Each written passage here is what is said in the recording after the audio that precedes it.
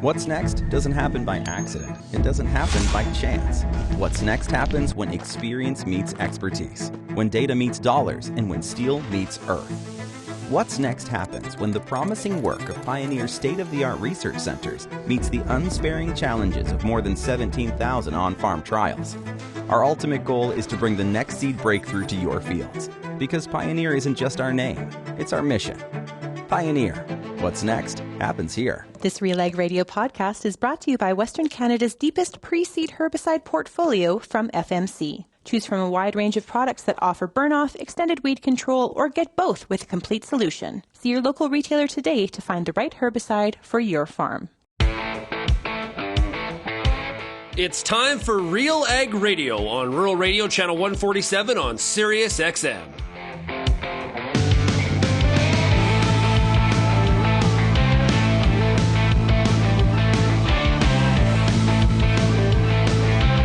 RealAg Radio and RealAgriculture.com is your home for insight and analysis of the issues that are impacting your farm business. Let's get real and get connected with RealAg Radio.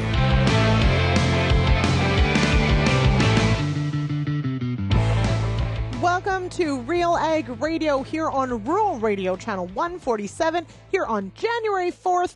I am your host, Lyndsey Smith, and yes, it is Thursday, and that means the Farmer Rapid Fire brought to you by Pioneer Seeds Canada. So we're kicking off the new year. I get to host the very first Farmer Rapid Fire for the year, and I am absolutely tickled pink to do so. So on the lineup today, we've got Mark Huston and Phil Shaw. Now, they are both from a relatively close area down in Chatham-Kent and Dresden, the two of them. So we're going to get a feel for what's happening in the banana belt, we'll say, of Ontario. My guess is they have even less snow than I have. Let's put it that way. And I have very little. So there you go. And then we're going to head to Saskatchewan and talk with Tamara Carter. She is a cow-calf producer near Lacadena, Saskatchewan. So in the Palliser Triangle, definitely a dry area. So I'm interested to hear how things are going on the cattle side with Tamara. And then we hop to Alberta. We go to Three Hills, Alberta to talk to Sarah Weigum. And then we'll hear from Holly Loucas with Pioneer Seeds Canada. She's got an interesting trial that she did this summer that she's actually presenting today at the Southwest Ag Conference that's happening at Ridgetown campus. There, she's presenting today about this particular project that she worked on with several of her clients in her area about measuring nitrogen losses, and it's a really cool project. Can't wait to hear more about it. And spoiler alert, as she told me, nitrogen inhibitors or loss inhibitors work. So that's good news, guys, because if we're using products, we should know that they work. So there you go. So we'll hear about that all at the end of the show. As I mentioned, it is SWAC this week, the Southwest Ag Conference, which is part of the Ontario Ag Conference, which is it's a bit bigger than it used to be. SWAC used to be sort of the big show the first week of January. There was a smaller event in Kemptville and in Waterloo. Those are still happening, but there's a big online component. And Sean Haney, your regular host, that's where he is today. So he's presenting on looking forward to farm management. So really excited to see how that goes. You can, of course, check it out online if you're not there in person. But I got a sneak peek at the presentation, and it looks really solid. So excited to hear how that goes. We'll hear from him on tomorrow's show for the issues panel. So I'll ask him all about it. All right. It is the Farmer Rapid Fire. Let's get to it. Thanks to Pioneer Seeds Canada for sponsoring this show. Let's take a break, and I'll be back right after this. I'm Lyndsey Smith from RealAgriculture.com. Join me Monday nights for The Agronomist, a 1-hour live and interactive show broadcast across YouTube, Facebook, and X. Monday nights at 8 p.m. Eastern, I host expert agronomists from all over the country to give you answers to some of the toughest agronomic questions. Join us live or catch the replay Tuesday morning. That's The Agronomist with me, Lyndsey Smith, Monday nights live at 8 p.m. Eastern. The Canola School on RealAgriculture.com is your one-stop shop for everything a canola grower needs. Check out our free video series on YouTube for all the latest in canola agronomy, research, marketing, and more. Don't have time to watch? Download the podcast version of the Canola School on RealAgriculture.com or anywhere you download your podcasts. Stay on top of all things canola with the Canola School on RealAgriculture.com, brought to you by BASF and Invigor Hybrid Canola. Infuse some energy into your next corporate event, customer meeting, or conference with RealAg Radio, Canada's national agriculture radio show. Create a unique experience at your next event with host Sean Haney, broadcasting RealAg Radio live on SiriusXM, featuring exciting guests, captivating interviews, and the latest news from the agriculture community. Contact advertising at realagriculture.com or call 587-787-1795 to book your on location with RealAg Radio today.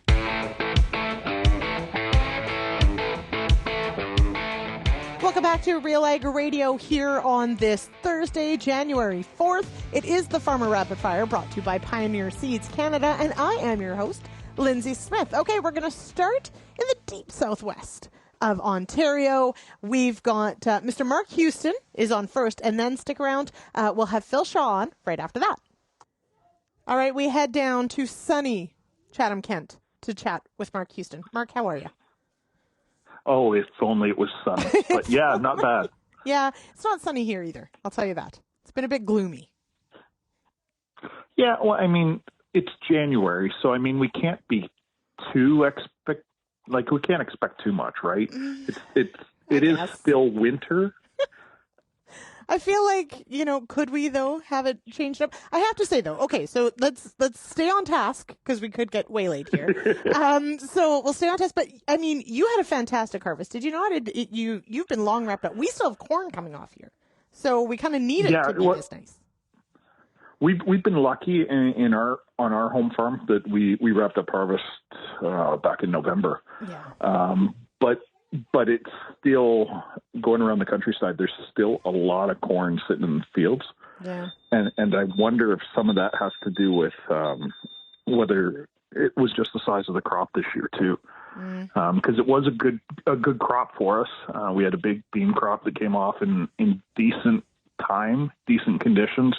Took a little while to kind of get through the end of it because of some rainfall through the middle. But then we got into corn, and I think some of the bean crop was still kind of tying up some of those elevator spaces. Mm-hmm. And then when you get into the corn crop, it was a big crop, but it wasn't a heavy crop. So it took up more space than we're normally used to having. And so my gut tells me that there's still more to come off than what people would kind of be hoping for at this time of the year. Mm-hmm. But we have also been relatively lucky in that we haven't had kind of those huge winter storms blow in and create a ton of wind and knock it all over, or a lot of snowfall to kind of influence the damage more than what we've already seen. Mm-hmm. Yeah, well, so that's good to hear, because certainly that hasn't been the same from end to end. So that's kind of nice. But now, so because you were wrapped up in good time, I would assume then that you've got everything planned for 2024. You've got all your decisions absolutely. Made. Yeah. Yeah. I mean, really, what farmer doesn't? We do that back in August before we take this crop off, right? Right, exactly. No, but really, what keeps you busy this week? I mean, there's got to be a lot going on for the year ahead. Yeah, no, kids are all off school right now, so I get to do the dad thing for at least another week, and then we've got meeting seasons really popping up kind of here in southwestern Ontario. We've got the Southwest Ag Conference showing up. It's this week, right? Mm-hmm. And then a lot of the other meetings that happen for the organizations in the neighborhood, they all happen in January and February too.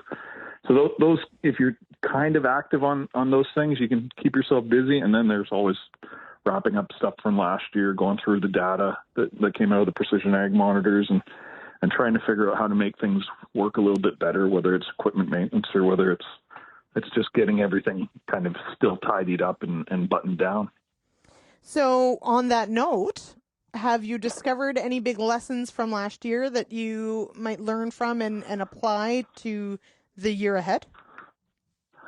Well, I think this year especially, drainage was a huge deal for us. We had kind of historic rainfall amounts at odd times.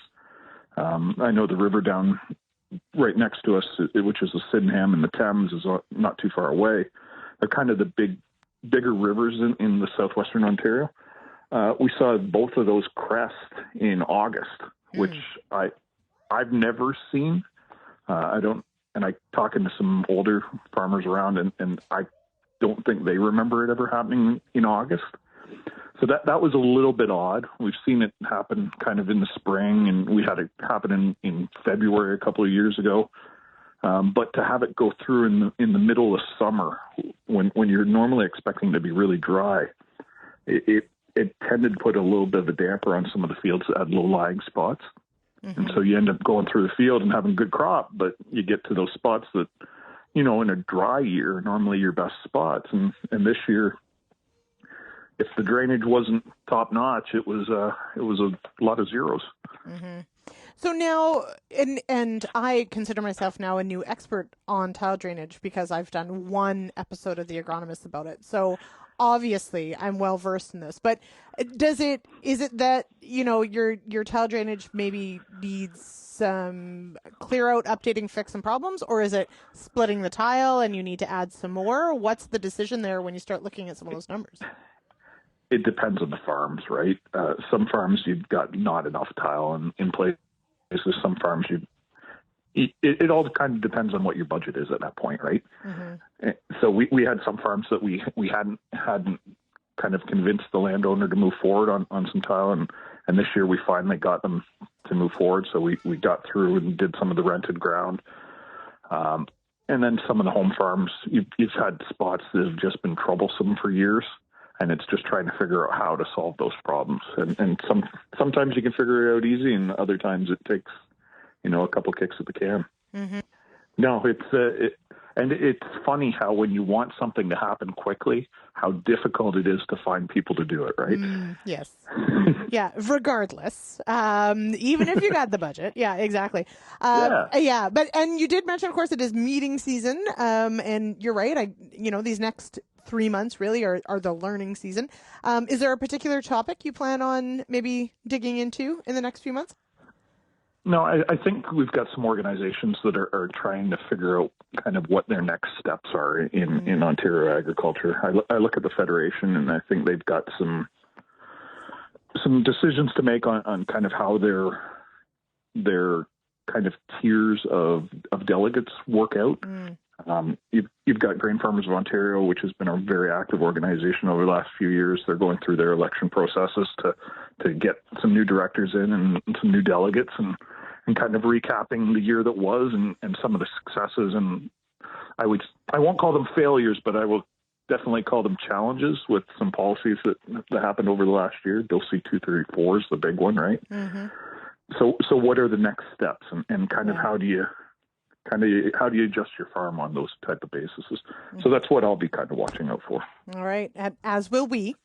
We've been covering it a lot, and we will continue to. That and 234 and more, of course, will be paying attention to all. Of course, yeah. Yeah, there's so many. All right, Mark, thank you so much for this. I appreciate it very much, and I shall let you get back to all of the fun things happening on the farm this week, which, of course, is relaxing.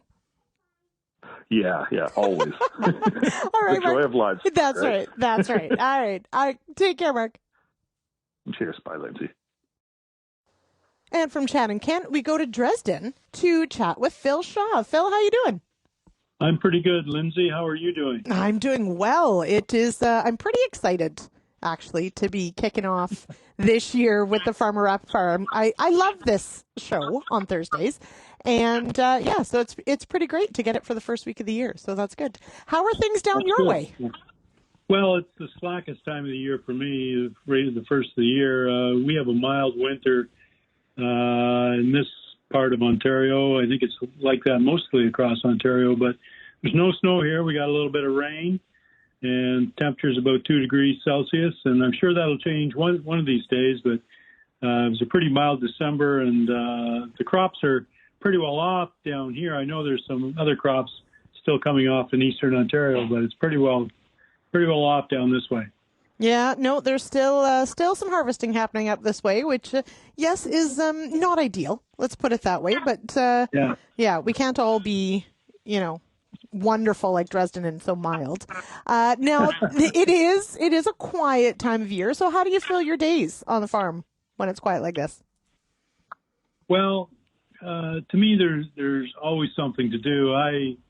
I fill my time with, with a lot of writing and speaking and doing things like that. Hope to get some vacation time in as well.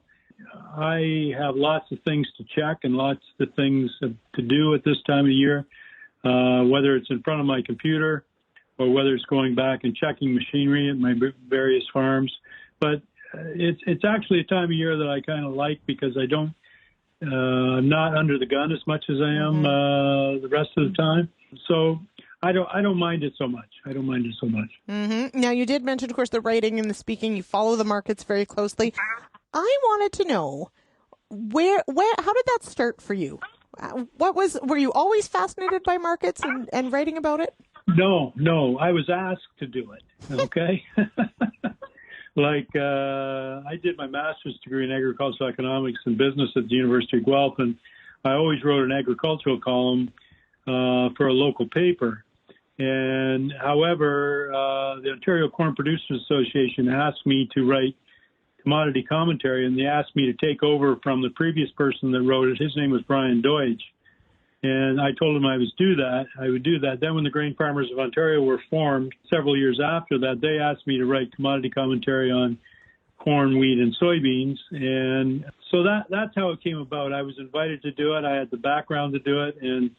And I also worked for DTN in Nebraska, where I write commodity commentary every week. So I've been doing this for over 37 years. So that's how it all started. But I really don't think farmers are all that interested in it as much as we used to be. But that's how it started with me. I was asked to do it. And, I do it for several publications now. But you get asked, right? Mm-hmm. That's how it happens. And 37 years later, still doing it. So there you go. Yeah. 37 years later, markets have really changed over that time, as you could quite imagine. You take Ontario, for instance, it used to be a feed market and a food and residual market for corn, but now you think about the big ethanol component of that, where a third of Ontario corn goes to ethanol, and you talk about all the other biofuels all through North America, you think about the amount of grain that goes into that. I saw all that happen, and now we are here where we are, and we have corn crops that are, almost double what we used to have. So marketing is fluid, and writing about it is fluid as well. So you constantly have to evolve and change as the markets change. Now, you said that maybe farmers don't pay attention or love it maybe as much as they used to. What do you think is attributed to that? I don't know. It's something I'd probably ask you, because Real Agriculture does such a dynamic job of capturing the whole focus of agriculture in this country. But generally, I think that farmers generally aren't all that interested in markets as much as I am. And they just, and I find as we get into this modern world, so I just typically find that farmers aren't as interested in the nuances of marketing as much as they used to be, simply because they don't consume media in the same way as we used to. Like, for instance, when I was first hired to do that by the corn producers, there was one commodity report a month that came out of Ontario. Well, now there still might not be a lot coming out of Ontario and Quebec, but there's a myriad of different options that you can find marketing information.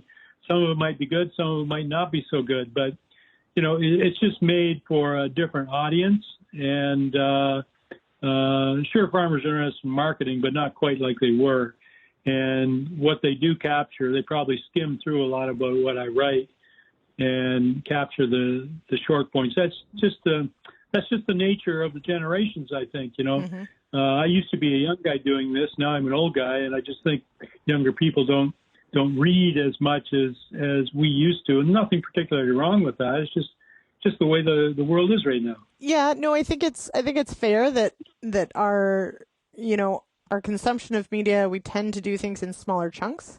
But when we think about something like grain markets, I mean, there's always a local market, but that local market is impacted by, say, a national or international and then a global market. And so you can't necessarily put that into a 30-second chunk every time. Like you do have to dig into some of this stuff. Yeah, that's right. That's what I do. And, markets are different in Western Canada than they are in Ontario, than they are in Quebec, and when they are in the Maritimes. So there's a lot to it, and I'll continue to do it. But it's just consumed a little bit differently than it used to be. And as far as the global influences, as you well know, you probably have listeners in South America and Europe and all kinds of places. So there's a lot back and forth to these production areas that we never used to have before. So that's a very beneficial thing. Yeah, I think so too. I mean, knowledge is an important thing to have, but it can be overwhelming. So we do try our best, Phil, and I know that we appreciate your insight as well. I will say, I always like when you draw your maps of your basis maps for corn. I find them very useful. So I'm visual, I guess, that way. Well, they come from DTN. They come from DTN, and I've worked for them for years, and I put them on from time to time simply to show how grain is valued in different places. And it's a reflection how grain is moved when it's bought and sold.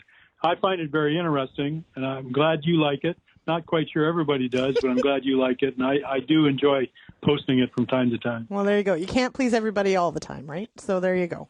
Well, I made a basketball fan out of you back in 2019. I remember when the Raptors won. Yeah, exactly. I can hop on a bandwagon just like the rest of them. So I just have a hard time staying with it, but I try. Okay. I really try. Okay, gotcha. All right. Okay. Well, Phil, before I let you go, looking forward. Of course, it's January. We got to look ahead. What do you hope for 2024 on the grain side? Do you have any goals? Any agronomy things you're going to try that are new or different? Well, as you know, the grain markets have been softer going into the new year, and prices aren't what many producers want to do. So the risks inherent with growing corn, especially in Ontario and Quebec, are such that, as you know, the cost of production went way up over the last 2 years, and some of the fertilizer prices have come down. That's a very good thing. But I'm going to be very interested in how much corn is going to be grown, not only in the United States, but in Ontario and Quebec and Manitoba, to see how those numbers change. Because I know as a producer myself, you throw an awful lot of money into producing corn. And last year when you had record yields, you really get rewarded. But sometimes you don't, and because of these high costs, I'm just wondering if there's going to be more switch away from corn into soybeans, or maybe the risks are a little bit lower. That's one thing I'm going to be looking for as this year progresses. And, of course, the other thing I'll be looking for is some type of turnaround spring rally to price some of this crop, because we certainly need that based on where we are now. Absolutely. All right. Phil Shaw out of Dresden, Ontario, thank you so much for joining me on the show today. Thanks very much, Lyndsey. All right, we're going to take a quick break from the Farmer Rapid Fire here, brought to you by Pioneer Seeds Canada, and I'll be back with more right after this.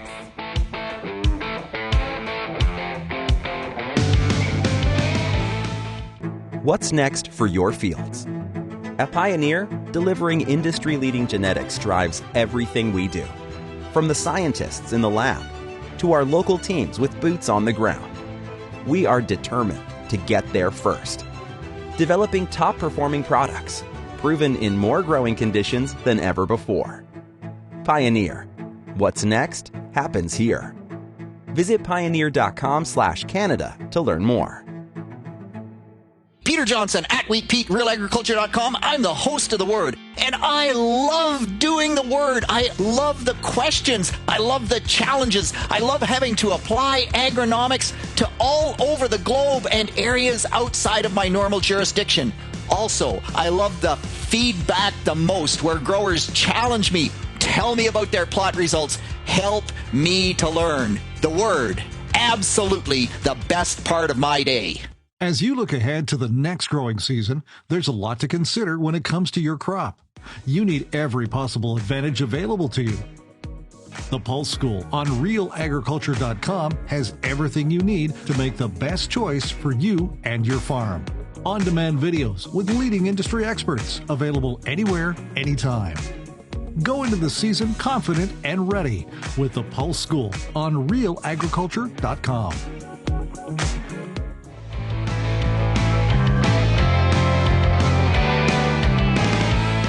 Welcome back to Real Ag Radio here on this Thursday. Today's show is brought to you by Pioneer Seeds Canada. For more than 90 years, Pioneer has developed and tested products to meet your local challenges. With new Optimum Glide canola, Enlist D3 soybeans to performing corn products and industry-leading traits and technologies to maximize yield potential, Pioneer's on-the-ground teams can help you get the right products for your fields. Visit pioneer.com/Canada to learn more. All right, we head to Lacadena, Saskatchewan now, and I'm chatting with Tamara Carter. Tamara, how are you? I'm doing really well, Lyndsey. This is super exciting for me. You are someone who is adjusting from grain to more cattle. You are very much going against the grain here. So tell me about your farm. Good pun there, Lyndsey. Against the grain. Yes. No, it's more of a shift, just in response to sort of our situation on our farm as far as family and labor and our readjusting our priorities. We used to do quite a bit more on the grain side, even picking up some rental land as well as the land that we owned that we farmed. Have always been mixed, so I've always had the cattle as well. And at various times, the numbers have sort of fluxed and shifted a bit with weather conditions and feed availability. So, we've been up at 400 head of cow-calf, down to 200. So we're just, at the moment, doing a little less grain and more cattle. Mm-hmm. Now, tell us about where you farm. Have you been very dry? Is that, or have you been fortunate? And so this move to more cattle has worked well. Well, we are unfortunately right in that Palliser Triangle, and we've had sustained drought since really 2017. It's really helped us to get laser focused on our grazing management, and farming well has always been a focus as well. Being just really aware of soil disturbance, moisture. So we've been lucky that we had such a focus on grazing management before the drought hit, but it certainly has not been without challenges. Trying to scrounge around and get straw for bedding and feed has been a challenge. So it forces us to continue to innovate and try to find new ways to be even more productive. Mm-hmm. Now, when do you typically calve? We usually start April 1st. Oh, okay. So that works well then with the weather, we hope. April's usually quite lovely. And generally speaking, not always, touch wood, let's hope. But have you always been sort of that spring, or was it something that you moved to over time? Well, when I met my husband 30 plus years ago, they did calve earlier. They were sort of January, they would begin in January, February. And as our operation shifted and we became more involved and then had cattle of our own, we made some decisions to try to fit it a little bit better with nature rather than trying to fit it around the farming. I mean, that was the purpose before, was to calve a little bit earlier. Calves are all on the ground, and then you get into the field and you're doing your farming operations. But we just found that that was challenging, mostly due to minus 40 weather. So, it works a lot better for us to have that April start date. And we've really focused on tightening up our conception and our calving window, so trying to get 70+% in that first 21-day calving cycle.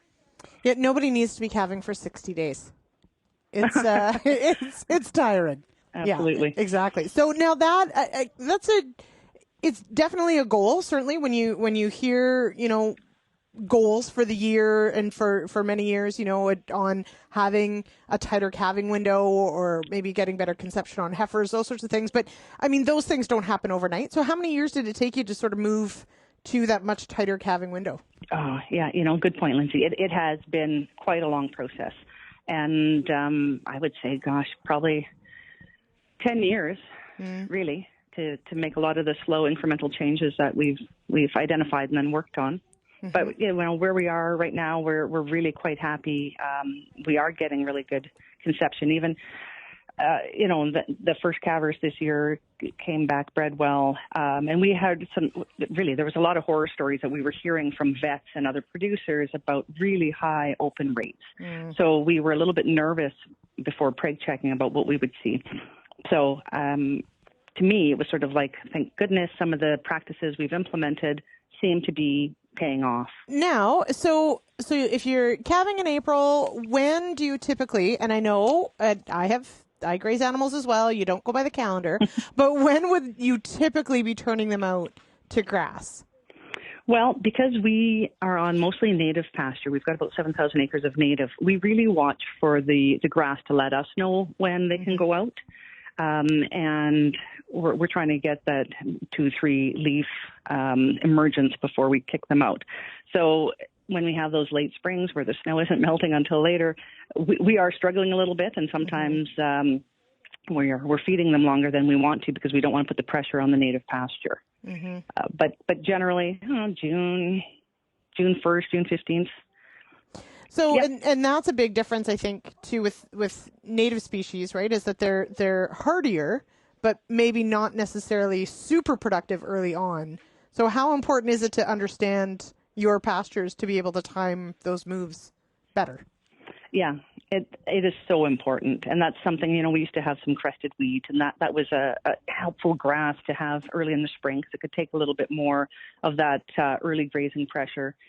It's something that we've come to understand a lot better. I ended up, being involved with the Saskatchewan Forage Council for a number of years, and that really helped me to connect with researchers and learn how important it was to really monitor and graze properly. Yeah, and certainly it does pay off. I know, though, and that point of you might feed a little longer than you want to, and it's so hard to be patient in the spring, but it definitely pays off later in the year when you didn't stress out those pastures. So that is for sure. Now, we are the first week of January, and this is our, so we're looking forward. You've got a few months, of course, before calving starts, before the grain size kicks on. What keeps you busy this time of year? Oh, it's funny. I think this is the longest open fall that we have on memory. We had early snow in October, and we kind of thought, oh, darn it. That's the end of the fall list, and we were sort of preparing to wrap everything up, and then it melted, and we have just been going gangbusters. So all these extra jobs that we thought might be pushed off till spring, corral repairs, rehanging gates, building repairs, fencing, we've just been going at that nonstop. So we're still right now working on some buildings. So next week it looks like it's finally going to come to an end as it gets a little bit colder. And then we will turn our attention to all those inside jobs, finally doing the machinery maintenance in the shop and catching up on books, paperwork, all that yucky stuff that sometimes primary producers, we're good at the other things and we maybe neglect some of that admin work. But yeah, it's been an awesome fall for getting projects done. Thank goodness. I like to hear that other people have things like rehanging gates on their list. It's something I think if you don't have livestock, I don't think you realize how much that gets dropped to the bottom of the list when you're busy. But it has to get done at some point. That's right. All right, Tamara, thank you so much for chatting with me today. This is super cool, and all the best for the calving season ahead. Lyndsey, thanks so much. Great to talk to you. I hope you have a very happy New Year. We're going to take a quick break, and we'll be back with more of the Farmer Rapid Fire brought to you by Pioneer Seeds Canada right after this.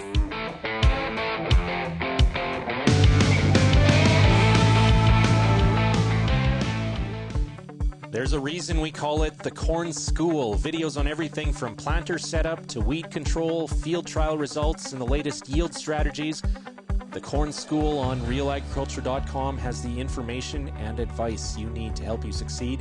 Brought to you by Pride Seeds and BASF. Corn School episodes are available at cornschool.com, from RealAgriculture.com, or as a podcast in your favorite podcast app. Check out the latest Corn School episode today. If you're involved in the agriculture industry, it's important to stay informed on all the latest issues affecting your business. At RealAgriculture.com, we offer fast, reliable news, information, and insights to help you keep on top of all of the latest in Canadian agriculture. Visit RealAgriculture.com and sign up for our free daily newsletter covering everything from news, agronomy, animal agriculture, and much more. Visit RealAgriculture.com/subscribe today.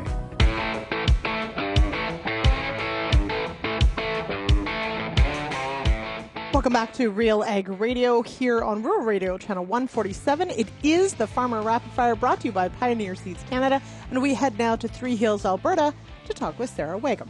How are you, Sarah?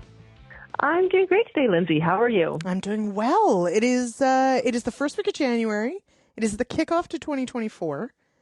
You have grain, mostly. So I would assume Yes. that you are just planning a sunny vacation somewhere. Because what could possibly there be to do this week? Now, what's keeping you busy? Yeah. Nothing booked as far as sunny vacation. So that's actually on my to-do list is plan a trip for this winter yet, but hopefully that comes together. I do have a trip planned to Saskatoon, Saskatchewan. Oh. So, end of February, that's where I'll be. But otherwise, on the farm this week, we just pulled a combine into the shop. We do a lot of our own maintenance on the farm, so got a 10-year-old combine. It's going to need some love and care this winter, but trying to maybe find a new header for it, but it's hard in the equipment world that we live in. If you want to buy a header without a combine, you're pretty limited on your brands right now. So trying to find something that we can buy is one of the challenges at the moment.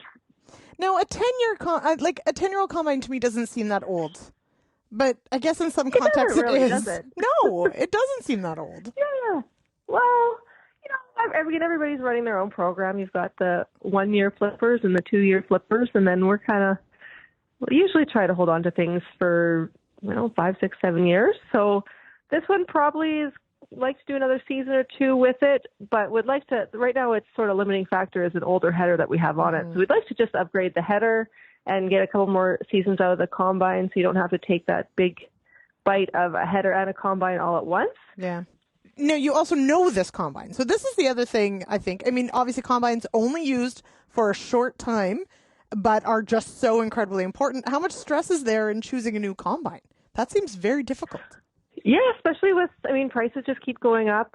We bought a 2-year-old machine back in the fall of 21, and now to buy a 2-year-old machine, kind of same hours as what we bought at that time. you're looking at another, $150,000 to $200,000 more than we paid 2 years ago for just like an equivalent age machine. So, trying to extract a little bit, more time out of the one we have. It was funny, this combine, it's been very reliable. We haven't lost a lot of time to it as long as we've had it. It did have an electrical issue this fall that we spent some time trying to diagnose, and I talked to the tech at the dealership, and I was saying, I don't know how much longer we're going to keep it. And I've never heard a person from a dealership try so hard to talk me into keeping the machine that I had. He said, that's a good machine.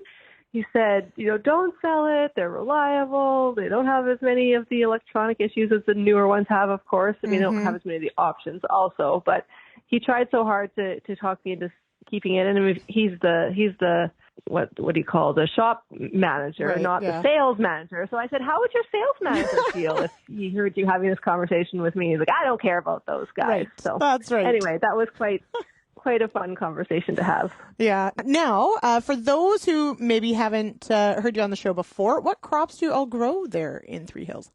So we're in the pedigreed seed business, so we have quite a few different types of crops.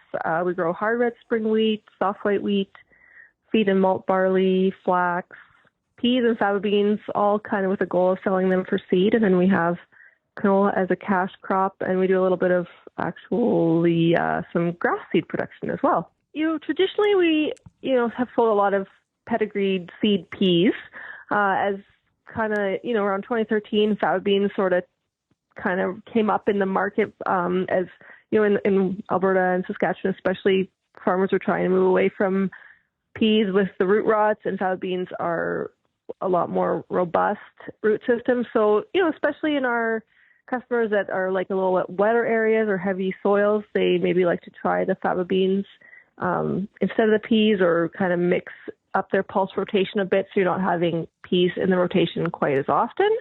So, we sell both peas and faba beans for seed, sometimes to the same people, sometimes to different people. Faba beans they're not a fit everywhere, just like peas aren't a fit everywhere. But we don't grow a lot of them every year, but there's always a little bit of demand for seeds. So just something different. We like to try different things. Yeah, well, why not?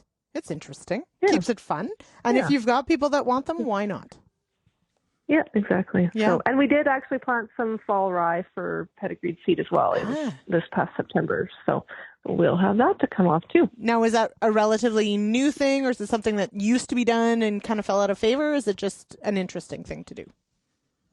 It's an interesting thing. There's lots of good agronomic benefits. I'm sure lots of people know about a fall seeded cereal as opposed to always sticking with that same spring annual rotation. So we like it for the agronomic benefits. And then, we have some demand, especially we're just still doing the open pollinated rye. A lot of the higher production areas have switched into hybrid rye production. But for guys growing rye for green feed, grazing, silage in maybe lower production areas, they like the lower cost of the open pollinated rye. Mm-hmm. And now, what is survivability like for your fall seeded crops? Does it do okay, or do you worry quite a bit?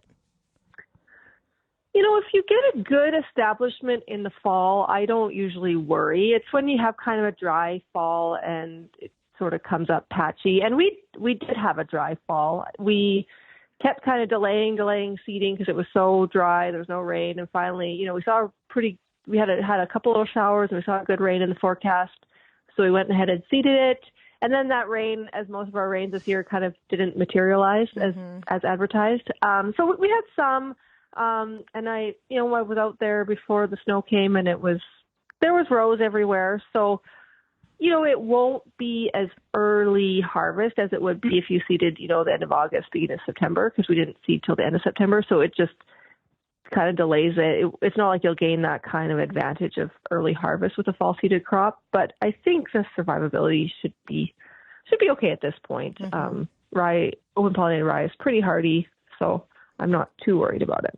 I think you're underestimating it. It is very hardy. I've seen rye come through. Yeah, and if you do get that bit of moisture, and as soon as it warms up, it's off to the races. So, that's pretty cool. All right, that is really neat. All right, I'm asking everybody today, looking forward to 2024, if there's, or what you're sort of looking forward to, or if there's one particular thing you're doing differently. What on the agronomic or on the cropping side, what sticks out for you for this year? What are you looking forward to? Well, we have a new to us seed drill. So a couple of years ago, we bought a 60-foot seed hawk. We'd had a Flexicoil for many years, so we switched brands, and we were really happy with it. We've kind of, some things that have changed on our farm is I've gone from just my farm to farming with my cousin. And so that kind of increased our acres by, 50 to 70%. So we did seed both farms with a 60-foot seed drill the last 2 years, but there was sort of a sense that maybe we should have a little bit more capacity with the acres we were doing. So we bought an 84-foot seed hawk. Now we're going to stick with our same Challenger tractor, 2-track tractor, but it needed a little bit of beefing up. So we've added some weight for traction. This drill requires more hydraulic power than the tractor came with standard. So we're in the process of adding an auxiliary hydraulic tank to just kind of increase the hydraulic flow for some of the functions. So that's been a bit of a combination of farmer ingenuity and just working with some good hydraulic engineering professionals and other welders and those kinds of people who are a little more precision at some of those things that need to be done. So it's exciting. We knew last time we bought a drill, it was like every model was on the table at one point or another. This time we knew exactly what we wanted, so it's just a matter of waiting until the right one came up and then jumping on it. Yeah. So that is 84 feet is significant. It's so big, and we have a few places where there's still some Caragana rows, right? Yeah, in some rented land that we haven't taken out, and it's like I'm not sure that it's gonna fit. We'll have to figure that out. Yeah, there might be a little clearing that happens to make it into some of those fields. All right, Sarah, we'll leave it at that. Thanks so much for joining me on the show today. You're welcome. Have a great day. We hop now to a quick break, and I'll be back with Holly Loucas right after this.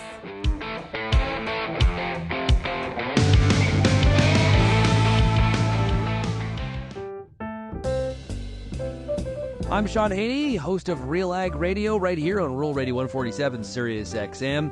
It has been my pleasure to join you every day in 2023 to bring you all the news and insight in agriculture from Canada and North America. From everyone on the Real Agriculture team, we're wishing you a Merry Christmas and a Happy New Year. Thank you for getting real and getting connected with RealAg Radio in 2023, and we look forward to chatting again in 2024. Whether you're a rookie soybean grower or a seasoned vet, the Soybean School on RealAgriculture.com has exactly what you need to stay in the game. The latest research and the best agronomic advice from industry experts, along with local and global market coverage on demand, anywhere, anytime. Make this growing season your best growing season with the Soybean School on RealAgriculture.com.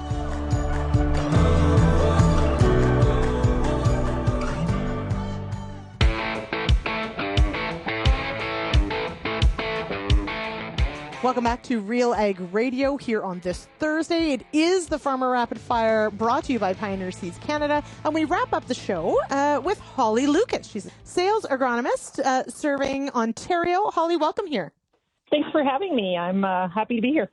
All right. Now, just quickly, what area of the province do you cover? So I would best describe it as probably the middle of Ontario, southern Ontario. I cover the north end of Brant County, and then I go up north through Wellington, Waterloo, and cover off Bruce, Grey, and Simcoe, part of Simcoe County, kind of over to Barrie area. So I have a big geography, but good one. Yeah, that is a very large geography. But it means you get to see a lot of countryside, get to see a lot of different farms, a lot of different fields and what you're tackling. We heard this week from our farmers on the Rapid Fire very much, that this is sort of learning season these next couple months. This is planning season of fine-tuning what they're going to do in 2024.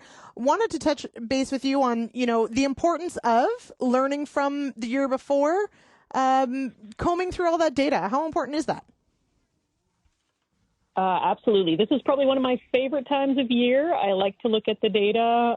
So I think it's very important because if you've done all the work throughout last year's growing season, not looking at the data, it's not wasted, but you're not capturing what you could capture from it. So I think it's a pretty important time of year, and it's a pretty important piece of information to have to learn from. And then, that just leads to what you're going to do next year and better decisions. Mm-hmm, absolutely. Now, of course, this is a time to be making sure that the inputs you're going to need lined up, having those conversations. You've been involved in a pretty cool program with Ontario Soil and Crop, about nitrogen loss and nitrogen inhibitors. And I wanted to talk about this because if anyone is at SWAC, they're going to hear you talking about this. Anyone who's signed up for the recorded presentations can hear this presentation. But tell me about this project and what did you learn in 2023? Cool. So thanks for the shout out for the project. It was one of those projects that I think every one of our locations worked. So that's always a big plus when you actually get some results. But we were looking at using dosimeters, which everybody can Google and search them up, but they're a little tool that you can measure nitrogen volatilization losses. And we wanted to know if we could use them in field, so in wheat and corn. So when you put your nitrogen down in the field, you put one of these kits out, and you can actually measure whether or not you're losing nitrogen or not. And a key part of the study was we had some growers put an inhibitor on, so they looked at no inhibitor versus an inhibitor. And spoiler alert, inhibitors actually work. So it was just a really cool learning that you can protect your nitrogen in field and save some of that nitrogen from just volatilizing into the air. So now this is, there were several locations, and as you said, you actually got results from each of them, which is pretty fantastic for anyone who's tried to do some of these trials. Yes. Now, so it was a Brant County, it was a Brant County project, so we only have data from Brant County, but we're looking for this year to probably expand it from there. Now, so this is a question, though, that right now, especially when you're deciding, nitrogen rates and how much you need and where it's going to go and when it's going to go on, how important is it to have, some data to support not just that inhibitors work, but that, you can protect losses from occurring? Oh, I think I think it's another piece of the puzzle that you can plug in. So we had some growers before that were talking about, this is the time where you're going to go and look at your data. So let's say you did a couple different nitrogen rate trials in your fields, and maybe you don't have a yield difference or not a very big one between those two things. Well, you don't really know if you lost nitrogen there due to volatilization or leaching, or whether it was some other factor that changed the yield results to, kind of not what you expected. So I think this is a tool that you can use to answer that question, right? If you're prepped in advance, you put one of these out, you get some numbers, and then you look at your yield data over the following winter, that you can actually make a better informed decision that then, like you said, leads to input decisions. If your inhibitor works, you're going to put it on again, or maybe it didn't pay off. The AGI wasn't there, so maybe you take that money and apply it to something else. So I think it's critical. Anything we can do to get more information in season and then look at that data now just leads to better decisions. And obviously, you're going to probably do a different project or continue on with it the next year. So it just makes better decisions going forward. Mm-hmm. Now, what do you think from thinking to last year, what was one of the biggest challenges, and how are you hoping growers might manage for that in the year ahead? My area, our biggest challenge was we waited in the spring. It was wet early in May. We didn't wait super long, but once we got going planting, it stayed really nice conditions, and then it did not rain until towards the end of June for most of my area. So a dry spring, that was our main challenge. We had some uneven stands. Didn't have a lot of freeze-thaw cycles last winter, so there were some tougher parts of the field, heavier ground. We just didn't break up that soil over the winter like we always do. So uneven stands going into kind of that July timeframe. How is that going to affect yields? That was our main concern. And then the weather turned. The weather became good. We had a really nice September. I was looking at some temperature data from September. We pretty much were in that kind of 18 to 24 degrees for the entire month of September and got some of our highest yields we've ever gotten in the area. So, that was our challenge. And then Mother Nature kind of gave us a freebie pass in September, and we were able to get some really good yields. So I guess I can't really complain about this year because we had a decent year, but I guess my biggest challenge now is we can't farm last year's weather, right? So you've got to look at your trends over the past 3 or 4 years, make your hybrid decisions, your input decisions based off of a broader year database than just the year before, and always learn. Every year we need to learn something that we've tried. I think every time we can learn something and apply that and keep growing, keep learning, I think is a plus. Mm-hmm. Always good advice to not farm last year's weather. I really appreciate that. All right. Okay. Holly, thank you so much for joining me on the show today. This has been really insightful. I'm looking forward to seeing more on this work with the nitrogen inhibitors. It sounds exciting. Thanks. And thanks again for having me. Well, that does it for another edition of the Farmer Rapid Fire, brought to you by Pioneer Seeds Canada. Thank you so much for joining me today. I am Lyndsey Smith. I will be on the Issues panel tomorrow, our very first of the year. We'll also be joined by Calvin Hepner, of course, your host, Sean Haney, and Megan Murdoch of Hill and Knowlton. So she'll be joining us as well. Excited to hear maybe what she's thinking for the year ahead as far as elections go. Always interesting to hear Megan's thoughts. If you would like to send us feedback, 1-855-776-6147, or you can zip me an email, lsmith@realagriculture.com. Let us know, hey, if you want to be featured on the Farmer Rapid Fire, that works too. And of course, you can always find us across social media at Real Agriculture. And hey, subscribe to our YouTube channel. All right, we'll talk to you tomorrow. Cheers, everybody. Thank you for downloading this episode of RealAg Radio, brought to you by Western Canada's deepest pre-seed herbicide portfolio from FMC. Get your field started off right with a comprehensive selection of herbicides that will help you manage tough weeds and play an important role in your resistance management strategy. See your local retailer today.